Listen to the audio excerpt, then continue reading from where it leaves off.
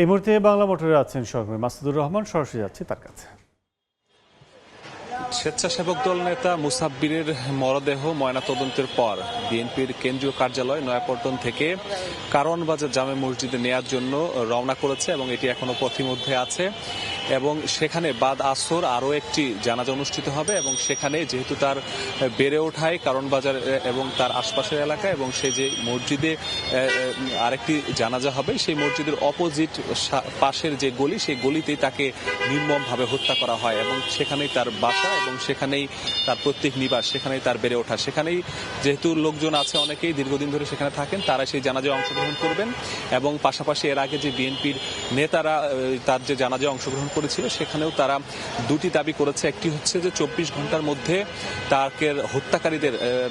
গ্রেফতার করতে হবে এবং যদি হত্যাকারীদের গ্রেফতার না করা হয় তাহলে কঠোর কর্মসূচির হুঁশিয়ারি তারা দিয়েছে এবং এরই অংশ হিসেবে শনিবার সারা দেশে বিক্ষোভ কর্মসূচি ঘোষণা করা হয়েছে। আর তার হত্যার বিষয়ে যে তদন্তটি চলছে পুলিশের পক্ষ থেকে, এর পাশাপাশি র্যাব,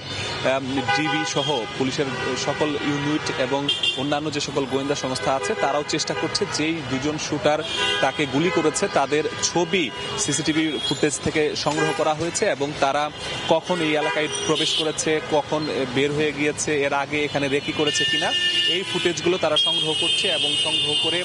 এই দুজন শুটারের সাথে অন্য যারা শুটার রয়েছে, যারা তালিকাভুক্ত শুটার এবং ঢাকায় বিভিন্ন সময় অপরাধ কর্মকাণ্ড